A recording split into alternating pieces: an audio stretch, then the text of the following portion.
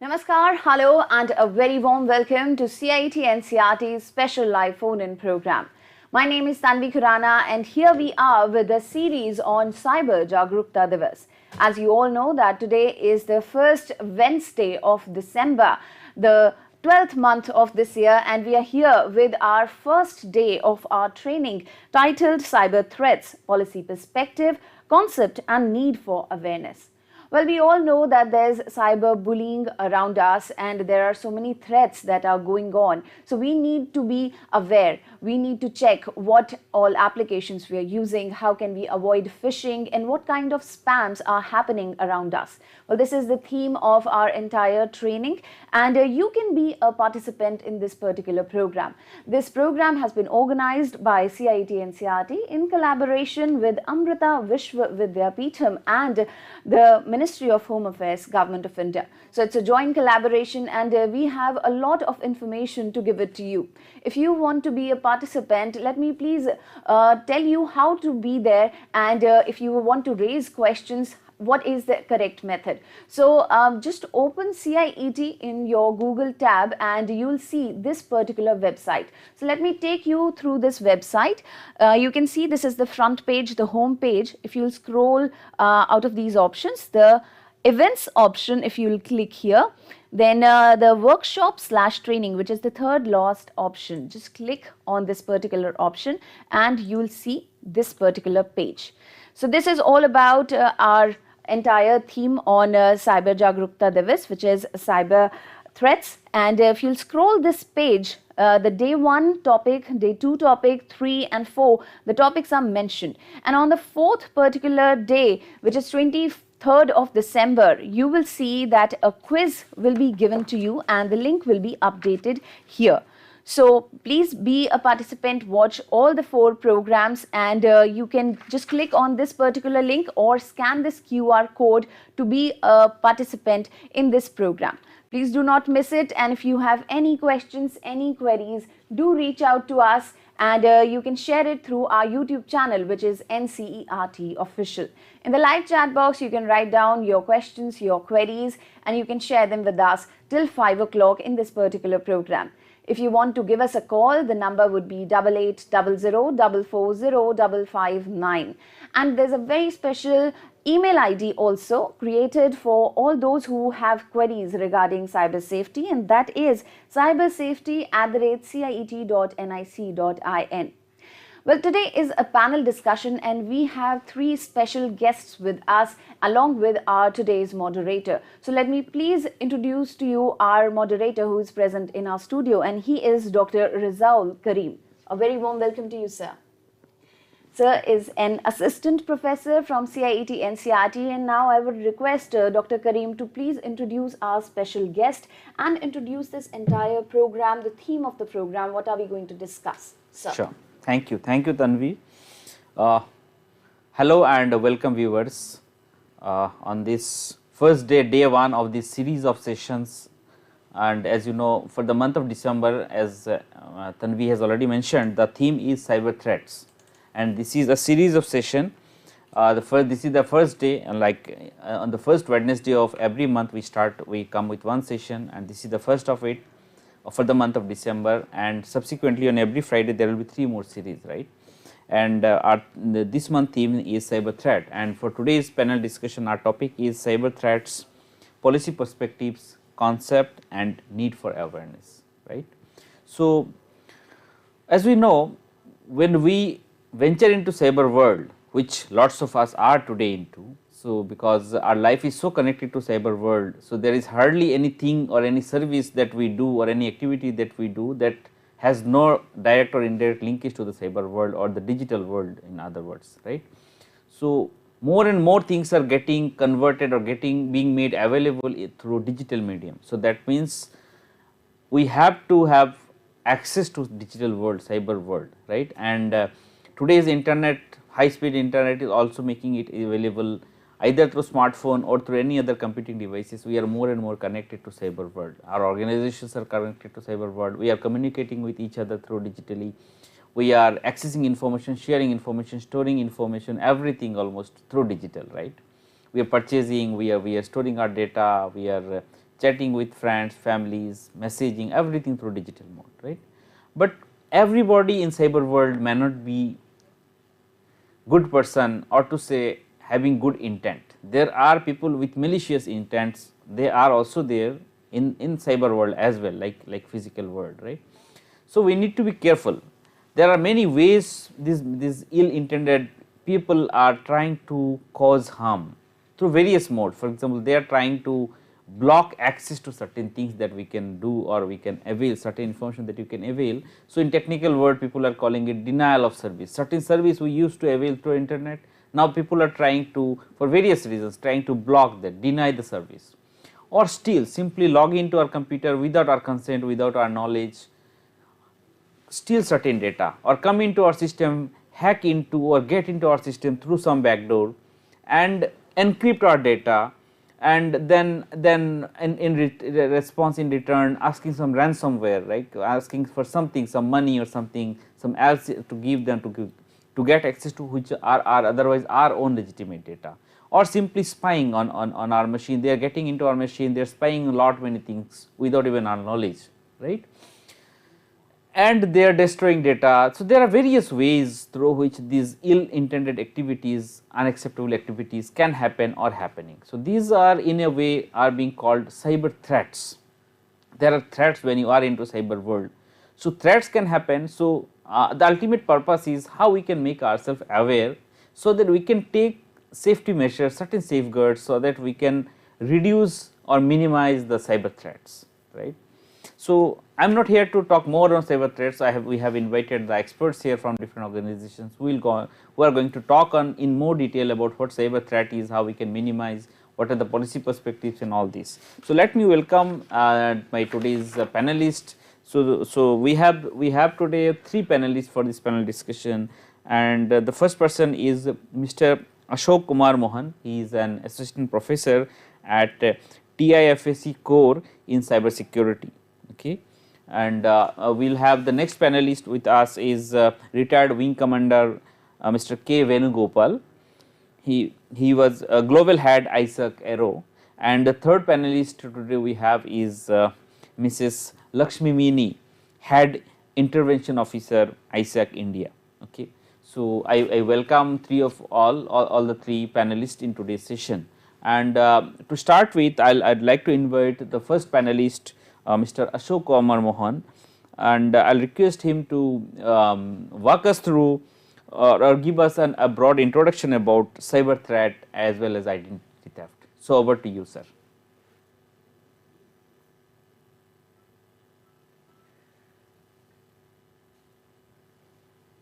Ashok sir, can you hear us? Good evening, everyone.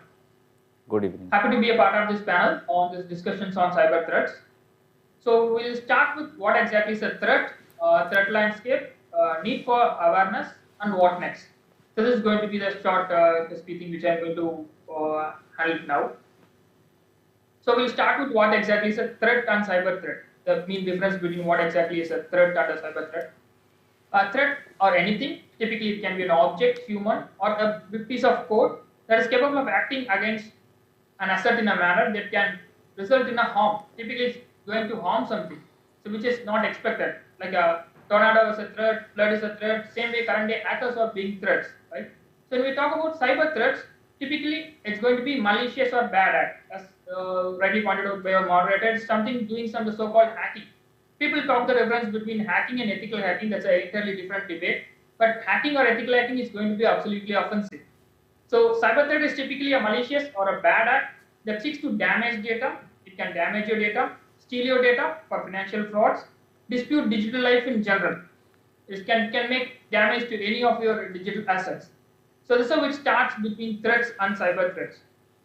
All these things are focusing on these 3 concepts. Technically speaking, this CIA triad, that's called confidentiality, how confident your data is, integrity. Before and after, we talk about financial frauds. When we lose some money, I say like I have some amount of money, after some days my money has reduced without my knowledge. That's the integrity of the data. Availability. We have quite a good number of resources, data, whatever it may be. Whenever we want to try to access it, it might not be available. It can be a part of a denial of service and extensive distributed denial of service and all. On talking on that, the major threats are going to be humans. They are going to be in the categories of the hackers. We put them into hats called as white hat, black hat, grey hat, red hat, and more. So today we are going to see something on the top three. As the name goes, white is going to be ethical, doing it for only for good purpose. Black is going to be completely unethical, and grey is going to be a moderated, typically like a James Bond or sort of stuff. So when we talk about white hat, everyone knows about Apple's founder, Steve Jobs. We miss this guy called Steve Wozniak, co-founder of Apple. He was one of the most common white hat hacker who did coding, who did something, used the technology, cyberspace for good purpose. So he have been categorized into the white hat category. And a pronoun relevant from AT&T lab, he had permissions to do something offensive, and he did it on his company. And that made him grey hat. And he was confessed he was behind bars, but he had access to everything. He was not supposed to do based on his ethical grounds, but he did it. He was put into bars. So that's on the grey hat category. And finally on the black hat, most of us might be knowing into the security field. Kevin Mitnick, the world's top one hacker. He was a black hat way back in 90s in US, and then he was put behind bar. Now he's working for US security agencies. So these are the broad classifications based upon humans. When we talk about threat intelligence, humans are going to be the threat. Second category is going to be the types of threats based upon codes. You can see here, most of our other panelists may be explaining this in depth. I'll just give you a rough abstract. Malware, what it is, when I remember 10-15 years before when I started my career, like we had only a single virus. You put a pen drive, you have an exe virus, the virus will do something offensive. Second category was worms. There was a fight only between virus and worms. Nowadays we have n number of malicious softwares. That's what is categorized into malware, family of viruses and malware. Phishing, spear phishing, man in the middle, denial of service, something on web level SQL injections, and something interesting called zero-day exploit. As the name goes, it's going to be a newborn. The virus may be infecting a system or a network. It may be exfiltrating data for years together. One fine day when it is discovered, it has been named as a zero-day, just like a newborn baby. Till then, it may be exfiltrating all the data. Same way, advanced persistent threats, as the name goes, it's a threat that is persistent in your system. It's advanced. It may bypass all of our security mechanism. You name any ABC antivirus, it's not going to detect this. And finally, coming on ransomware, I don't want to give more about ransomware, current hype that's going on in the nation about ransomware attacks on government and medical sectors. And finally, DNS attacks. This is most common. When you try to visit google.com, it clicks a good-looking Google page. When you try to log in, it might just steal your password. So these are the most common attacks in this cybersecurity landscape. And when we talk about this second category, source of cybersecurity threats, one category we saw, the major category are going to be the hackers. And second, it's going to be like between countries and between nations, we have nation states, corporate spies, malicious insiders. We say like more than 80% of the attack in current day world are based upon malicious insiders. An employee who's a disgruntled employee who left the company, who's trying to leave the company, who's going to work for the other company, they come under malicious insider. And based upon movie fascination, we have heard of activists, hackers group, right? Wearing a mask and coming onto picture. They have a common agenda. Activists is a group of people, you, me, anyone might be a part of the activist group. They work for a common agenda. They do something, they bring down the system for a common cause. And finally, we might have heard of some terrorist activities that are happening based upon ICT, information communication and technologies. So these are the general broad categories about threats. Then we just quickly move on to threat landscape. Typically, landscape is going to be entirely potentially and identifiable cyber threats. We are talking about viruses, malwares, you name like hundreds and thousands of different categories. Every day in and day out, new things are coming up. What they are doing, they are typically going to affect a particular sector, a group of users, varying a time period, and so on. It's going to be a continuous event. As you can see here, our home sweet home, our galaxy. We see where we are located in the galaxy. Earth is so small compared to other galaxies. Same way when we compare on threat landscape, we may talk about the top 10 viruses, malwares, and all. So this is going to be a single dot in the whole of the Milky Way galaxy. So that's how other threats are evolving. I just give you a report from ENISA, threat landscape mapping, a technical report, which typically gives you the cyber kill chain. In technical terms, we call it as a cyber kill chain. Whenever an attacker wants to do an attack, they follow some specific steps. Let's say he's going to take 6 steps to do the so-called hacking. The defender's purpose is to break the chains. The attacker's purpose is to complete the chain. That's how cyber kill chain goes on. You can see here the delivery starting from the top. They can deliver a payload or a virus or something from an SMS, an email, a message, or whatever it may be. Then the exploitation phase, they put a payload, the so-called virus or malware, malicious program that is going to do something offensive. So when you click on that, when you open that, it's going to get installed on your device. Previously, it was only on computers, so generic. Nowadays, irrespective, you take your tablets, you take your mobile phones, even smart devices like wearables are getting infected on that. Finally, the action of their objectives are typically going to be majority on financial frauds, second thing on identity theft, password stealers, personal information, ransomware, disturbance, and many. When it comes to student community, when students they try to do these sort of things, right? When we work on with students, giving them advices on how to be ethical on the grounds, they give another reason added to this, saying that's why I did it for fun and profit.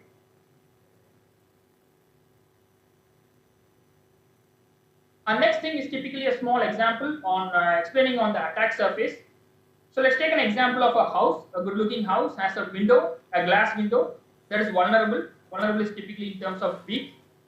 The attacker who's going to just break into the window is going to have an exploit. Let's take a hammer. He's putting it into the cover and just bringing it inside the premises. So that's what we call it as a vulnerability, exploit, and a payload. And the threat agent is going to execute all these steps. Just like someone from outside taking a hammer and breaking your window, that can be compared to a real world scenario. An attacker from outside finds a vulnerability in your browser, finds a vulnerability in your email system. He sends a crafted mail, let's say a Word document, a macro-enabled Word document, or else a PDF. You might have already known what PDF version you are using. Then, when you just have the attachment, when you open the PDF, the backdoor enters your system. After that, the attacker have a single entry with which he can just inject any sort of malware. He put a backdoor, he put a ransomware, he put a stealer which can steal the passwords that have been stored in our browsers or documents. So this is on the second thing on the threat landscape. And when it comes to kids, we are much concerned about kids getting exposed to all these stuff, right? Not everything on the internet is what they exactly seems to be. So we can see here, like many of the kids, those who are, we can categorize it. So kids are into Instagram, intermediates are into Facebook, and someone who's on the elderly age are into LinkedIn. But it's common anywhere and everywhere, these sort of offenses are happening. We'll go on to the need for awareness, the important part for this. So we are talking less about policies because it's not much of a technical step. So we'll talk about the need for awareness, the cybersecurity is people's problem. 43% of employees are not aware of clicking a suspicious link. Mostly my co-hosts will be explaining about phishing, spear phishing, what are the types of phishing. Even now we do regular audits for companies. Every now and then we just regularly re-audit. The employee tend to click just to give a try, right? The attackers give a quid pro quo. Hey, you just click on this, fill this form, I'll give you something. They are never going to give you any sort of money or something in return. And second thing is cloudy on the details.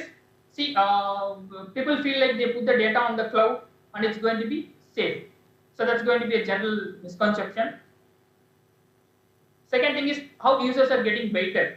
So you get an email, we feel like it's changed. For example, the trending news now is something can be about a celebrity, something can be about a political news. It might look like a thumbnail. When you click on that, it will redirect to a website. It will play a video that may be looking in the front. In background, it may be stealing your data. And next thing is the passing on passwords. This is most common with us, even with school and college students when we just try to audit them. We used to take a survey when the student enters the college first year. What you know about your friend? At the end of the exit, final year, what you know about your friend? They say they know all their usernames and passwords. That's the trust. One student trusts another and then gives the password. But when someone breaches the password, breaches the trust, they steal the password, they just share the password, or else unknowingly they just store the password in some other place that's getting exposed, and it goes on. And final thing is going to be dubious downloads, most common, in which like we tend to download something. Again, everything on internet doesn't comes without a price tag. We call it so-called free, right? Downloading a movie for free, downloading a paid software for free. Downloading something is going to be paid and getting it for free. Nothing is going to be free. So when we just download it, it will just give us an pop-up. Hey, just disable your antivirus for 10 seconds, download this, then you can enable your antivirus. The 10-20 seconds is more than enough for the backdoor to get settled in your system. After that, even your good-looking legitimate antivirus, which is regularly updating, won't be able to detect this. So this is on the second part. And policies, to be on the abstract level, I'll give you the 5 key points, right? So when to update your cybersecurity policy, it can be for government, it can be for individual companies, it can be for education institution, or even a smaller entity, a startup having 5 to 10 employees, right? It's going to be a part of scheduled evaluation. Many times policies comes only in checklist, right? We put 7 out of 10, checklist is done. We omit all the rest of the 3. That should not happen. In response to regulatory requirements, mostly government bodies put a regulatory. Hey, you need to follow with this standard. You need to follow with this compliance. As a better tool, people and companies used to take this only for the pen and paper purpose, right? Following updates on organization structure, this is not happening. There should be a hierarchy. This happens in most companies when a network admin leaves off. He just takes all his username, password stuff with him, or else he locks it and he just vanishes for a week, never takes the phone. And fourth thing is issue with employee compliance.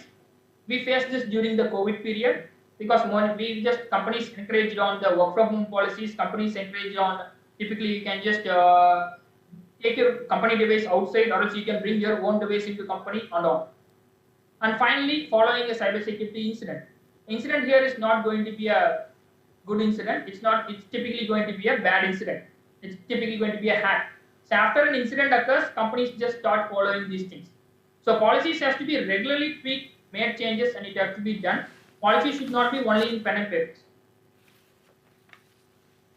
And final thing about my things, what next? We have some predictions and future plans. The top predictions for 2022 and beyond with respect to threat intelligence. See, 75% of world is going to be covered under privacy laws in the next year. Even India is coming up with their own privacy bills. Mesh architectures, we might have heard of, like only an antivirus is not enough for us to defend our system or network. You might have heard of combined solution, antivirus, IDS, IPS, firewalls, SIM solutions.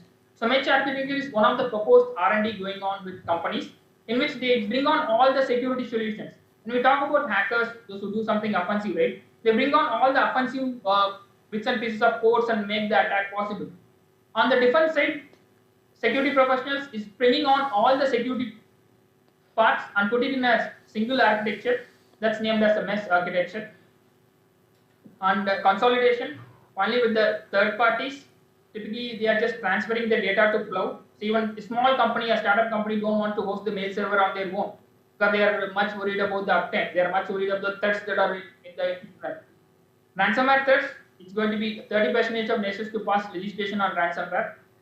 Even if this is passed on the nationwide and law-wide, we are not sure like how this is going to be effective, because like most of the ransomware attacks, we very few, like 1 in a million is going to be detected and we trace back this hackers group or this individual have done this attack. Then continue with broad governance, resilience, and final thing is going to be important on the weaponized OT. Now we are in the era of IT and OT combined its IoT infrastructure, right? Will result in human casualties. We have seen some videos when we go check on YouTube, it will say like how a drone can just kill an individual, right? With a small border size bullet that have been placed on the drone.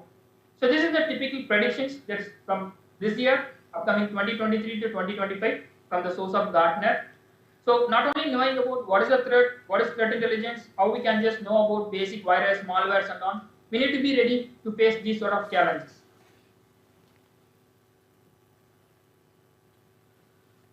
Yeah, this is a short intro from my side on threats, threat landscape and need for awareness. Over to panel. Thank you. Thank you, Mr. Ashok Kumar, for giving us a detailed introduction about the possible cyber threats, the variety of activities that can happen. Threat can be originating from humans, largely from humans as you said, but there can be bots, there can be systems who can also be pose a threat, right, cyber threat, and there can be nation states, there can be individuals, there can be organizations, activists. So it was interesting to hear to you the broad gamut of activities, and you also showcased us the projection of threat estimation for next 2 to 3 years. So I hope that this understanding will help us to gain more awareness about the possible threats, and then probably we can start finding out the ways how we can make ourselves ready or take measures, needed measures to safeguard ourselves against this, right. To take forward the discussion, another important agenda closely related to cyber threat or cyber crime is cyber bullying, right, because as Mr. Ashok Kumar has said, more and more young generations are more into cyber worlds. They are spending more of their time in cyber worlds, and they are usually in such a age group where many of them have the tendency of bullying each other, and this happens even more in cyber world, because quite often they they misunderstand that they believe that they are in cyber world, so there is nobody to watching them, there is nobody who can find out their activities. What if they put a negative message against somebody, or what if they do some mischievous activity in cyber world against somebody, right? So this is a important concern, I believe, cyberbullying. And to discuss more on cyberbullying, what it is and how it is impacting, I would like to invite the next panelist, retired Wing Commander Mr. K. Venugopal. So over to you, sir. Thank you. Thank you very much, panelists, for introducing me. It's a pleasure. Good afternoon to all the people who are watching this program. So there are three issues which I will be discussing in addition to cyberbullying. So cyberbullying would be, of course, the last I keep it for, because it will be the most important one which I will discuss. So two other issues which I would also bring in this panel is, one is the phishing, which Mr. Ashok had talked about, then identity thefts, which are all finally will lead to the aspect of cyberbullying. So first, let me talk about your phishing. So phishing, as we know, you saw the spelling which Mr. Ashok explained. It's not the routine of regular FIS. That is what we do when we catch a fish, right? In the cyber world, it is known as phishing, is PHISING. So now, what is the difference, or what are we doing? Is there any difference with the real world phishing and a virtual phishing which we do? Yes, what it is very, very similar. Now, what do we do in actual phishing or real world phishing? We take a fishing rod, there is a line, we put a bait at the end, and just throw it into the water, the pond or whatever it is, and then we wait for the innocent fish to bite onto the bait, and that is what we get, and then the fish comes out. So what is the cyber, attacker doing? So he is now using you and I, we are the fish. All of you sitting there and watching this, we are the fish in the market. Okay? And the cyber attacker, he is using a bait and putting it out. So that is what we call phishing. So how do we put this phishing? How do we understand what is phishing? There are emails, there are messages which comes, SMSs. You have today we have access, as we have mentioned. Even the children have access to your smartphones. Everybody is connected to the internet, right? So when you are connected to the internet, what happens is you are accessing the WhatsApp, you are accessing Instagram, people are also accessing Facebook, you get emails. And with the COVID coming in, what happened was, even the children got what they call access, or they had to be using the internet to study. So today we are conducting this as a webinar session on the in the internet, through the internet, right? It's on TV, of course, it's interactive to an extent. So that is the way we have moved ahead in life. The use of internet has really changed the whole world perspective of how to educate, but at the same time, that has created more threats. So what happens is, when we use this internet or the media which is there, the phishing, what they do is, they send you an email which will look exactly like a banking site or exactly like a school, what you call website. And when you click on it and try to log in, it is actually a malicious site in which someone has introduced a malicious ware or a malware or a virus, which will take away all it, steal all your data and enter into your mobile or your laptop. So that is one of the things. That is email, what we call email-based thing. Then of course WhatsApp. You keep getting, like Mr. Ashok, when you keep getting these messages, right? Christmas time, okay, Amazon is offering 25,000 rupees or 25,000 rupees worth of gifts and all that. Do you think Amazon will give you something free? Or say, for example, BMW offering if you what a car at 50% if you forward this to 100 people. I mean, is BMW a fool to give you a car for free if you send 100 forwards? No. So these are things we have, all these things which look very lucrative and offer anything free. This is all part of the phishing which they do.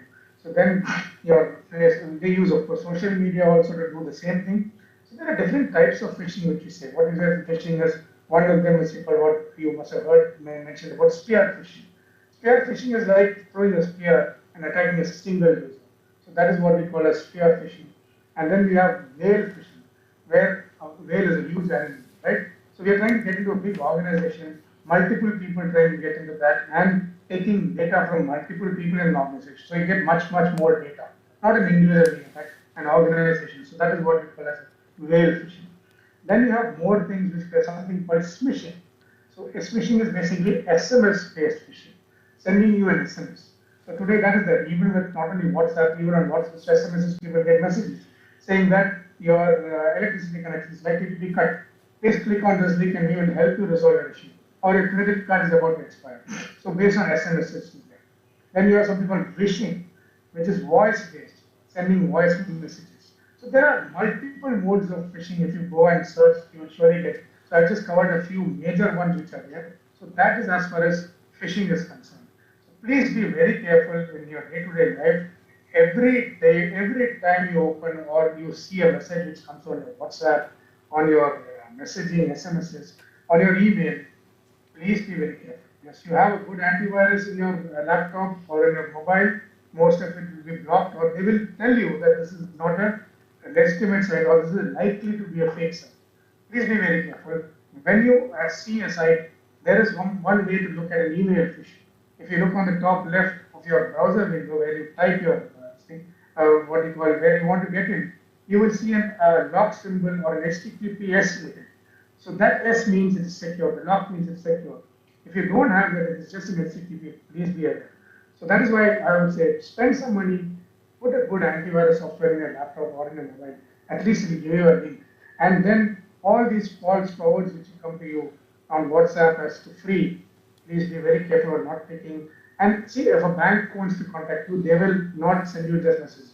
You keep getting messages, right? Banks don't resort to SMSs, banks do not give these offers. So those are the things you have to look out for. Be very careful as to what is this phishing attacks. It is very random. Every day we get incidents of people being cheated financially or extorted in many ways using these type of phishing attacks. Second issue which I want to talk about is basically identity theft. As we mentioned, all of us are using social media, right? You're using Facebook, you're using WhatsApp, Instagram.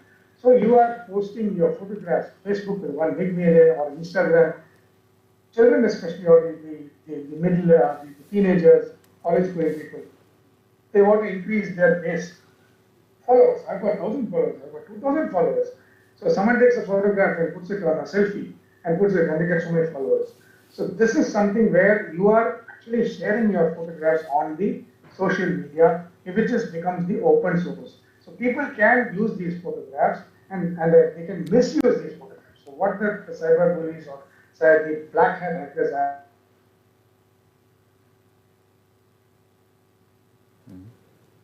morph it, your videos, and they will pose as you or they will pose as people who are what we call very famous. It could be posing as a defense personnel, it could be posing as a politician or a CEO of a network, depending on what they want to attack. So stealing your identity and misusing it. They will connect to your friends and say, you can, as a friend, they will ask you to join the group. This happened with my daughter, in fact, where her Instagram, this thing was stolen, identity was stolen by another person. He created a similar profile, just changing her name with a few alphabets. Fortunately, her friends were clued up enough to notice that it is a false, what we call Instagram page, and they all blocked that person. So that is what you have to be aware of. So that is very important. This cyber identity. Now we came to the key point of the key topic of cyberbullying. What is cyberbullying? Using that issue, whatever we got back in the past, the phishing and all. Finally, what happens is cyberbullying is very important in our context. What is it? It is basically using your internet or media like computer to bully someone. We've all heard of bullying, like in school. Some people, someone is very weak or small, they start bullying and they're pushing around. In movies, we see bigger children bullying smaller children, or someone who is more, or what we call today, we have something called body shaming. If someone is slightly overweight, they body shame by saying you're overweight, too skinny. So that is what is normal bullying. But today with the internet and everybody having access to this, what we call a mobile phone or to the laptops and social media, cyberbullying has taken. So using the internet, using your media, they start bullying you. So this is more rampant again in children, right? So we have two categories, what we call the teenagers, right? We all No, people are teenagers basically from 13, 19. We also have a category called tweens who are 11 and 12. They are also equally affected. So the tweens and the teens are the ones who are going to be affected by cyberbullying. So what is happening in cyberbullying? How do you find out what it is? So generally you will see that when there is cyberbullying, there is always the child who is affected by bullying or cyberbullying is starting to avoid social situations. Okay, they normally like to go out, meet people, they start avoiding. They stop using the online or they start deactivating online friends. They don't want to, they say, I don't want to go to school or I don't want to, get in touch with these people. They start getting anxiety when they're using devices. It further leads to depression, anxiety, loss of friends, and even in the extreme case, it leads to suicide. We have seen a lot of cases where it has led to suicide. Then, of course, what can be picked up? How do you spot it?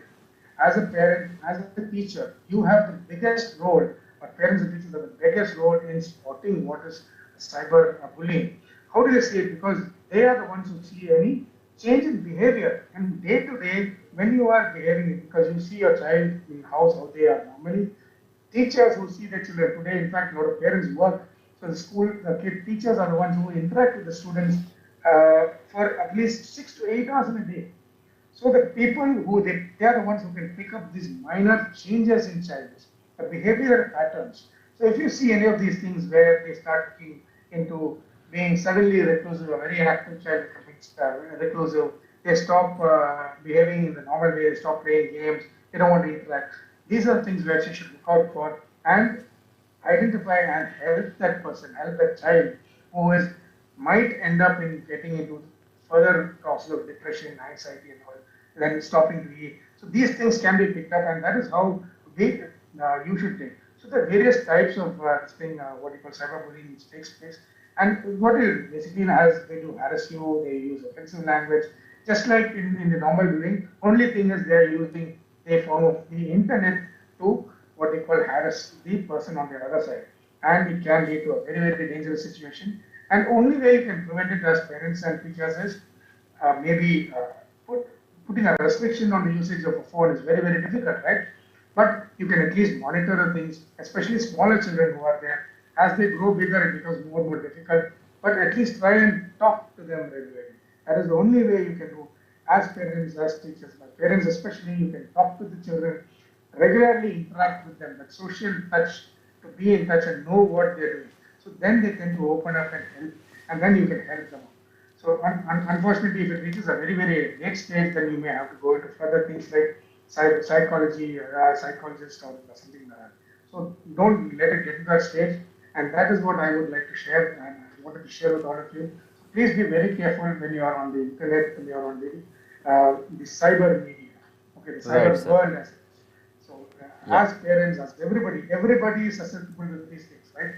It's not that only children, but majority of them are the children who get affected by cyber bullying, and that is where we as elders, as parents, as teachers, as friends, peers, can notice changes and help these people from becoming victims. And if they become victims, you can help them by trying to resolve the issue, by reporting it to whatever authorities are required.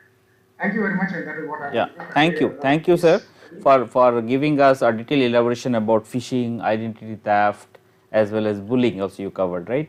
And you rightly said at the end, it is more important for us, we as parents, as teachers, we should be supportive. We should look for the cues wherein probably our words, our students are victims of such cyberbullying or such cyber threats, cyber crimes, and we should try to help and support them. But for that, definitely we should ourselves first be made aware of. We should be aware of the possible things that is happening, malicious activities that is happening, and so that then only once we are aware, then only probably we will be able to identify when someone is at risk or getting suffered, and then we can help.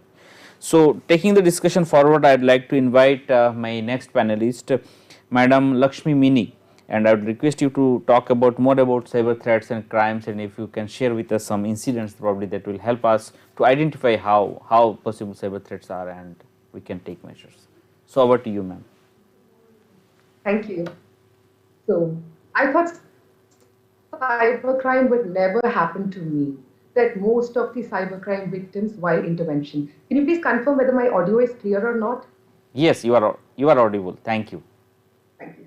So good evening, everyone. I'm Lakshmi Mini, and I'm a certified cybercrime intervention officer with Information Sharing and Analysis Center. And I'm also heading the intervention for COP Connect. So COP Connect is an ecosystem for law enforcement officials, cyber psychologists, cyber lawyers, and technical experts, and even first level responders. So my role is mainly intervention, and since my fellow panelists have already covered all the topics, the nitty-gritties of phishing, then cyberbullying, and identity theft, I'll be mainly discussing about the case studies that we dealt with. And I'm very happy to be a part of Cyber Jaagrookta Diwas because this is a chance for me to address the right set of audience, that's students, parents, teachers. Wait, did I say right set of audience? Because I think that is a myth. Because if anybody who uses internet or has a device is susceptible to cybercrime, and they fall under the category of the beneficiary for cyber safety awareness. So I'll be starting with phishing, and let me start with SMS phishing that Sir told us smishing. So there was one case wherein one 17-year-old girl received an irresistible offer from Nika. We all know what Nika is, right? And when she got it, whenever this fraud tries for such kind of phishing, they will develop a sense of urgency, or they'll come up with something very irresistible, which is like nobody can deny it. And the girl, she immediately started doing the needful to get that offer from Nika. And in the end, that OTP was required. She went to her mother. She was busy in meeting. And what happened is, like, she's 17-year-old. She could get the OTP and give it to the fraud. And finally, her mother's account balance was zero. So that is like one case. And the second one was one teacher. She was from Lucknow, and at that time, when the incident occurred, she was COVID positive, and she received a message from Sagar Ratna, the famous Sagar Ratna, and there was an offer going on called like, with one thali, you'll get two free. Again, irresistible offer, and she had to act immediately to get it, and she did the same. And she got a message in her WhatsApp. Again, an APK file was there. She clicked on it. She gave the sensitive information, and even her account balance was zero, and she even lost money from her inactive credit card. Just imagine, even that was done. So these were like fake SMSs, just like what exactly this phishing is all about. Fake SMSs, fake calls, fake mails. Let me talk about fake mails now. So fake mails, I'm not talking about the regular Nigerian fellow who wins the lottery and is kind enough to give his portion of money to all of us, or even the other similar kind of mail. I bet if you just take your phone once, you'll see a lot of fake messages and fake mails in this. You can spot it right away, especially after this session, I hope. So what I'm talking is like one boy, he received a mail from Naukri.com. Venu sir told you need to see the domain of it. It was not from Naukri.com, @Naukri.com, it was gmail.com. And he accepted the job offer, he signed the agreement, and finally, when he started to work, he was not able to log in. He continuously tried it, and finally he got a legal warning from the fake company that the server crashed because of his constant attempts, and he is liable to pay them a huge amount of money. Then when we intervened, we told him that it is all fake and it is all fraud, please don't fall for it. So that is like fake mail. And then we have a lot of other cases. See, you should never Google these customer care numbers. Like Sir told, the voice calls. You would definitely land on the phishing capital of India, that is Jamtara. And I'm very sure that everybody is aware of what Jamtara is. And next case is angler phishing. I hope you all know what is angler phishing. It is like using social media to have this phishing thing. And the case that I remember that comes to my mind is of a Myntra catalog photo shoot. Now, this mother, she was in Malaysia, and she saw that Myntra is offering a photo shoot for kids aged 7 and above. And she was so excited, she started trusting them, and she started giving all the details, and even paid 17,000 rupees only to realize that they were fake Myntra. And she lost that amount. All right. So, but then, immediately when she realized it, they blocked her, and she finally, whatever steps we told her, she was able to follow it. And that was the example of this angler fishing. And this is not meant to scare you at all. This is just the tip of the iceberg. Believe me, there are many cases that even our organization, and I bet Ashok sir and everybody might be receiving on a daily basis. And the next aspect is cyberbullying. And sir has already told you what is cyberbullying. Now, the case that comes to my mind is a very bold mother who called me and told that she is not scared of the culprit at all. She just wants to make that culprit learn a lesson and repent for his action, for commenting negatively on a post that was put in her husband's account. And she told that she's not scared and all. I just asked her one question: which content was it? What content are you talking about? She told that it is my son's push-up video that was put in her husband's account, and to that negative account, she negatively responded, and that created, that triggered the culprit, and he, from many accounts, started bullying her. But I asked her, what about your son? What is his condition? I know you're bold, but what about your son? And she's like, he's very sad and not talking to everyone. I think, yeah, he got affected. So what I'm trying to say is, like, I know to keep in pace with this modern world, we need to be like technologically updated and all. And we are like set of parents who will feel very proud when our kids will skip the YouTube, ad.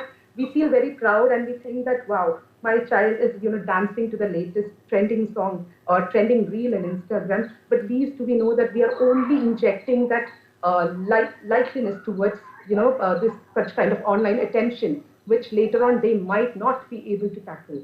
And this is like the only way, like Sir told us, like to stay away from all these things until you have the strength to bear such kind of cyberbullying, because you cannot avoid it. And all these cyber crimes has got the cyberbullying aspect as well connected to it. Then the last aspect that I want to discuss is identity theft. Now, talking about identity theft, like identity is all, the unique thing that we have. Just imagine if somebody is stealing it from us, it can be misused in very bad way. And what happened here was, one pensioner in his 60s, he was leading a very happy life. He one day got a call from his, one day he got a WhatsApp message from his cousin in Canada. And that cousin was telling him that, when I come to India, I'll give you a large sum of money. It's been so long since we connected, and all those stories. And this innocent victim told that, I don't want any money from you. All I need is just some quality time that we used to spend before. And he was very happy. But one fine day, this fake cousin told that his relative in India met with an accident, and the person who got affected is demanding for 6.5 lakh. Otherwise, this person will be put in jail. So there was a sense of urgency again. No time was given for the victim to think here. And what did he do ultimately? He ended up taking 2 lakh rupee loan, 3 lakh from his friend, and 1.5 lakh from his bank balance, and he paid that fraud. And he still kept demanding money. Giving money to the fraud is more like filling bucket full of holes. You will never be able to satiate their greed. And when I spoke to this victim, he was crying incessantly. And finally, I could note that he got the support from his family members.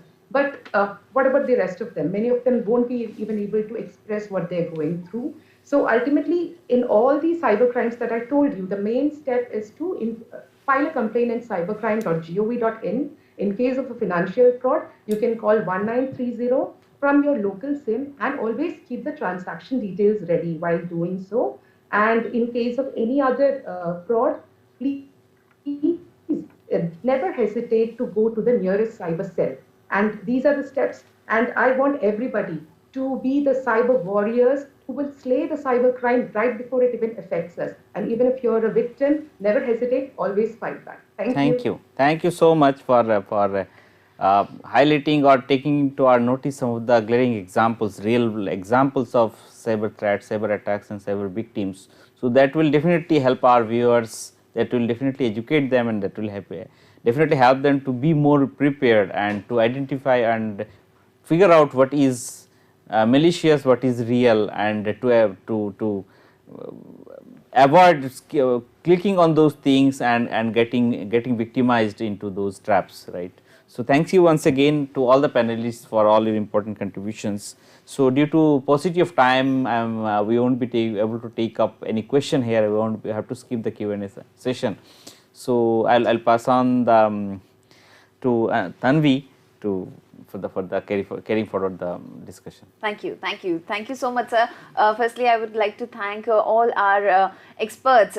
Lakshmi ma'am, thank you so much for those case studies you shared. Those were real eye openers actually, and I should say that it's in spite of being aware, we can always say that as humans, let's not be greedy. No matter how catchy the offer we get, let's not click on any random link or any random application and be a part of the cyberbullying and cyber threats. So thank you so much, ma'am, and thank you so much, Ashok sir, for letting us know the various kind of cyber threats that are around us. And thank you so much, Venugopal sir, for telling us the details details of what smishing is all about, what fishing is all about, the different kinds of fishing, and even wishing, and the real life experiences what the ma'am, Lakshmi ma'am gave were examples of what you said. So thank you once again for being a part of our program, and a very special thanks to Dr. Kareem for being a part. Sir, thank you for introducing our guests and opening our entire program to all our viewers. Thank you. And thank you very much. Thank you to all our viewers. Thank you so much, ma'am. And once again, let me tell all our viewers that you also can be a part of this program. This was the first day of our training, and there are 4 such days. So the 4th day would be on 23rd of December, where that would be the last day, and a different topic regarding cyber threats only would be discussed on that particular day. So let me show you once again that you can be a part of this program. All you have to do is just open CIET on your Google, and this is how you can do it. Just open Google and type CIET. This would be the home page. You can see on the events column, just click on the third last option, which is workshop/training. Go through it. If you'll scroll it down, this would be the first link, Cyber Jaagrookta Diwas, and this is everything about our training. These are the 4 days, 4 different topics, and the details are mentioned here. Each and everything is mentioned here. This is how you can be a participant. Click on this link or scan this QR code. And here the link will be updated on 23rd of December. So this is all about this particular day, which is the day 1, and the topic we discussed was all about cyberbullying, identity theft, and phishing. So we are wrapping up this particular program here, but stay here, keep on watching eVidya channels. We have one more special live session coming up for you, and that would be on It's Okay Not to Be Okay. Understand and feel good about yourself. Thank you once again. Take care. Namaskar.